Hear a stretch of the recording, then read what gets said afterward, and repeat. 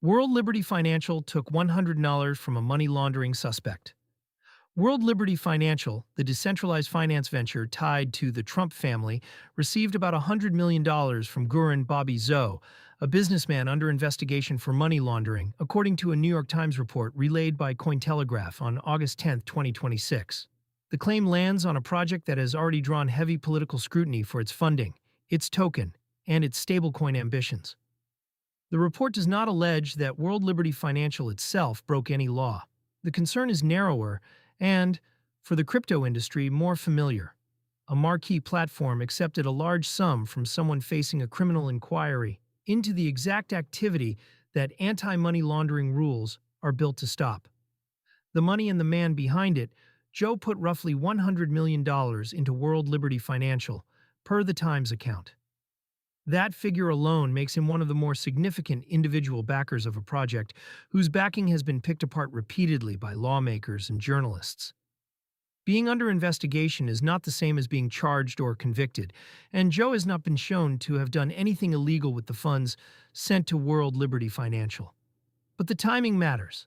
A platform that markets itself as a serious financial venture took a nine-figure check from a person whose finances are the subject of a money laundering probe. For a crypto project, the reputational exposure is immediate.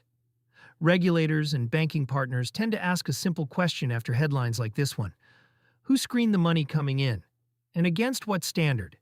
Weak intake screening is the recurring crypto flaw every serious payments or custody business runs. Know your customer and anti-money laundering checks on the capital and users it takes on. Those checks are the price of touching the banking system.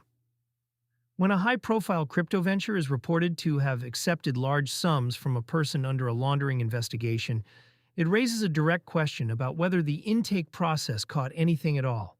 This is not a fringe concern for people who use crypto cards or spend stablecoins.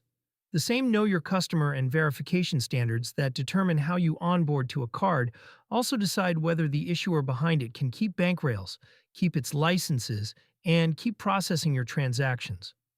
A provider that fails its own compliance obligations can be frozen, fined, or cut off by partners with little warning, and users are the ones left holding a card that suddenly stops working. World Liberty Financial also runs a dollar-pegged stablecoin, USD1, which puts it squarely in the part of the market where reserve integrity and clean funding are under the sharpest regulatory lens. Stablecoin issuers live and die by the trust that their backing and their counterparties are legitimate. A funding controversy is exactly the kind of story that draws questions about everything else on the balance sheet. Readers weighing dollar-pegged spending options have a reason to watch how issuers handle scrutiny like this. Political heat compounds the legal risk. World Liberty Financial is not an ordinary DeFi startup. Its ties to a sitting president have made every disclosure about its money a political event. Senators have already pushed the SEC to investigate a separate Trump-linked meme coin after a sharp collapse.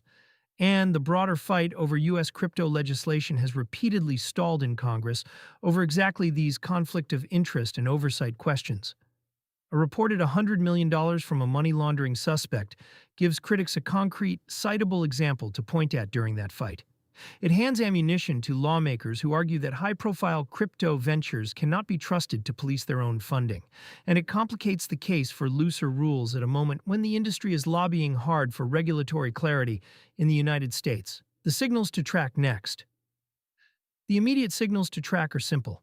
First, any statement from World Liberty Financial on how it screened Joe's contribution and whether it plans to return or freeze the funds. Second, any move by U.S. regulators or congressional committees to fold this into an existing inquiry.